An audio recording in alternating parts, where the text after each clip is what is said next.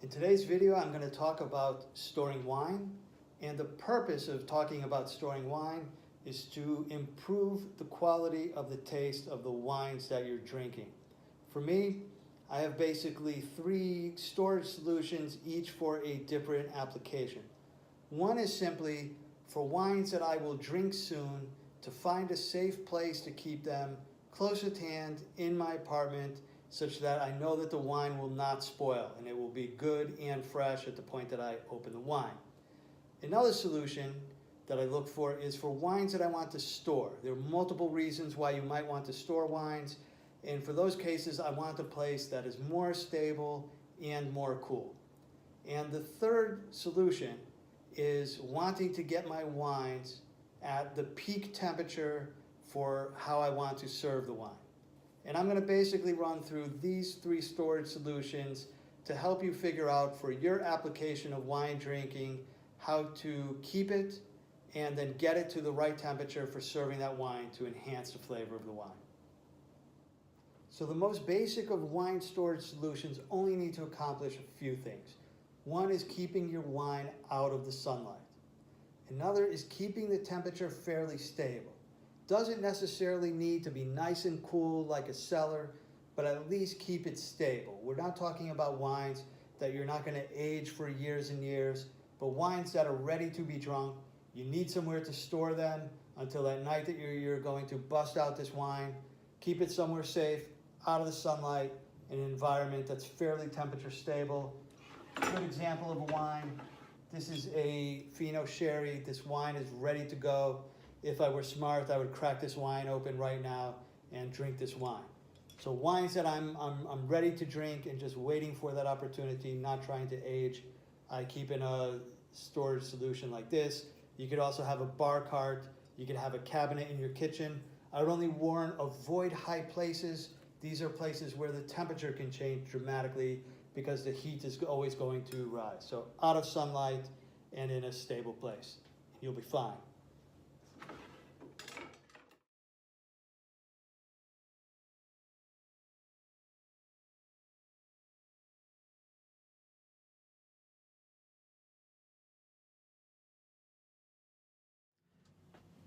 So if you want to store wines to age, you're going to need a place that stays relatively cool and relatively stable temperature throughout the year. It's also great that there's a bit of humidity in the environment. You don't need to exaggerate it too much. You should be fine unless you're living in a desert, dry area. I think as long as the humidity is always above 30%, should not be a difficult situation. The reason you want a humid environment is such that the cork doesn't dry out and then spoil the wine by getting air through the cork. But stable temperature year round. The reason you would want a situation like this is if you're going to age your wine. So why to age your wine? There are certain wines that will improve with time on the wine. And it's difficult, and if you find them, so it's difficult to find them, and if you do find them for sale, already, let's say, properly aged, they will be very expensive. So there's a financial incentive to age your wines yourself. They're also simply difficult to find. And if you do find them, you have to trust that the person who has been storing them has been properly storing them. So I would only buy an aged wine from a wine shop with a cave that knows how to store wine. It's a bit risky buying auctions online without really being able to trust how the person has stored the wine. I'm very fortunate in my apartment building, 2 stories down. I have this cellar space, stays at a great temperature throughout most of the year. I get a little bit concerned on the scorcher days in the summer where it's 35 to 40 degrees outside like we have now. It does get a bit warmer in here than I'd like. I'd like it to stay at 16-ish throughout the year. And I bet now we're up at 22, 24, but probably only for a couple of days. Then it should be okay. What kind of wines do I store in here? So to give some examples and to explain a bit why to store it. So this is a Burgundy Chardonnay. This is a Premier Cru from a location that I like quite a bit. And this wine, you could drink it now, but it's not really going to be worth it to drink now. This wine, as you age it for 10 years, even 15 years, this Chardonnay will take on a more earthy, mushroom, forest floor type of flavor to it. And that would be the reason why you want to take a bottle like this. This is a 2015. For me, this needs, unfortunately, at least another 5 years down here before I would think to open this bottle of wine. Though you could open it now and drink it now, and most people would think it is quite a good wine. A slightly different example. This is a Barolo from Marchesi di Barolo. This is a 2015 from a crew called Canubi, which is considered to be quite a good location to get Barolo from. The problem with Barolo, and especially with good Barolo, is if you open this wine and drink it now, most people should not like the wine. The tannins are just so strong. There's not a round structure and flavor to this wine. It could be a bit painful to drink now. So I would say this wouldn't even be a good wine to open now. One unfortunate thing with Barolo is you need to be a patient person to drink Barolo. If you're not a patient person, don't ever get a bottle of Barolo and get hooked on this wine, because it will be expensive to buy bottles that you can drink now, and it could be a little bit painful to hang on to Barolo for a while. But you can find some good bottles of wine at quite a good price, which have already a lot of time on them. This is a Grand Reserva Rioja from Faustino. I got this a couple years ago. This is a 2001, and these bottles were readily available for 28, 32-ish at that time. And I keep this down here. This is a wine that you could drink now. Actually, I think you should drink now. It's probably getting a little bit past its peak, so I think I need to do some work and polish off the rest of this case that I have down here. So when I talked about getting past its peak, what happens with wines, they could go a few different ways. One is that the moment that you get your hands on the bottle of the wine, the moment that the winery releases it to the market, it could already be at its peak, and it could be dressed best to drink as fresh as possible. I think Fino Sherry is one that you do not want to sit on for any point in time. They even say buy it from shops that sell a lot of Fino Sherry to ensure that it hasn't been sitting on the shelf for quite some time. So this wine, you will get it, it's already at its peak, and it will start to go down. Go back to the Barolo that I just showed. This wine is starting at the bottom. It might taste terrible when you first get the wine as released from the winery. Then over a period of time, the quality, the complexity, the diversity of the flavors and aromas is going to start to rise. Then it will peak, and what then happens is the quality starts to fall. So a bit of a key thing is figuring out what is the optimal time to drink this wine. It varies wine by wine. Barolos can typically be at least 10 years, 20 years, and in some great vintages, they might say 30 years plus. There are Rieslings out there that they claim you can hang on to for 30 years, 40 years. And when you get into the world of sweet wines, a Sauterne, for example, they might say you could keep it on a shelf for 50 years. And get into the game of Madeiras. I think there are some floating around from, no joke, 1776. This is a quite popular wine that the Patriots in America supposedly drank. And they say that these wines, they don't have a lifespan to them because the method of making a Madeira is exposing it to as much oxygen as possible, and that creates the nature and the structure of the wines.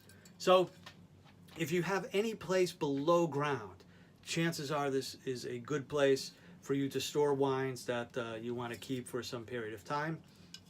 If you don't have such a place, that doesn't mean you cannot drink great wines. In fact, most wines do not benefit with age. There are only certain wines, the Barolo as being a good example, that really need that time. And if you saw one of my videos in the past, I talked a bit about Old World versus New World. Old World wines and Old World wine culture is a bit notorious for making wines that need to spend some time in the bottle and in the cellar. And the style with New World wines is, hey, not everyone has a nice cave below their house. Let's make some wine that you could buy in a wine store and roll out of there and drink the next day. So I think both are actually great things. the idea of storing wine, it creates a bit of romance and, let's say, some hobby behind the wine to not only buy for today, but also think and plan about the future. Let's take a look at some other storage locations and other reasons to store wine. The last storage solution that I'll talk about is this wine refrigerator. What's great about this, or the purpose of this, is not for long storing wines, but to keep, let's say, the next wines that I'm about to drink at the perfect temperature for drinking the wines. And this is actually a key point in wine storage and serving wine, where I think people can easily improve the taste of the wines that they're drinking, and that is serving it at the right temperature. Most people, in my opinion, serve red wines way too warm, white wines way too cold. Temperatures I keep my wines at for serving: most whites about 10 degrees, and most reds at about 16 degrees. For whites, for some dessert wines, for champagnes, might want to chill them very cold. But what happens when serving a white wine too cold, you dampen out the flavors of the wine. There's a lot of good flavors in white wines. When you start getting more into full-bodied, waxy white wines, like I hope you do. I was not there quite some time in the past. I'm now there. These wines are great at 10 degrees. Red wines, there's been this folklore of serving red wines at room temperature. When this came up, room temperature was actually much colder than it is now. This was 100 years, 150 years ago, when they heated houses with fireplaces. What they really mean is cellar temperature is the right temperature for serving a red wine. 16 degrees is where I keep my wines. Now, where I keep my reds. A wine fridge like this holds 21 bottles. It has 2 zones, so you could have one for red, one for white. This guy only cost about 240 euro, I think, and it's among the best money that I've spent. The wine is always at the right temperature to be drunk. Now, if you don't want to invest in this, another trick is you can use a refrigerator to get your wines to the right temperature. I have some friends that tell me they have a method behind it. I've also read some stuff online. You might have to consider what is your ambient temperature, what is your refrigerator temperature, but in general, you could be storing your wines at an ambient temperature, store your reds, pop them in the refrigerator for about 25 or 30 minutes. They probably get close to the ideal temperature at which you want to serve them. You could also store your white wines always in the refrigerator, 25 minutes to 30 minutes before you drink them. Pop them out, leave them at room temperature for a while, and without having to invest in something like this wine fridge, you can use a regular refrigerator and still accomplish almost the same thing. You just need to put the budget in there, time-wise, to get your wine to the right temperature. So hopefully in this video you were able to learn a bit about the various options for storing wine, but most importantly about the ideal serving temperature of the wine, which could be the best bang for the buck for you to get better taste out of the next bottle of wine that you serve. If you have any thoughts, opinions, or experience about storing wine and serving temperature of wine, please let me know. I'm always looking to try new things. Thanks.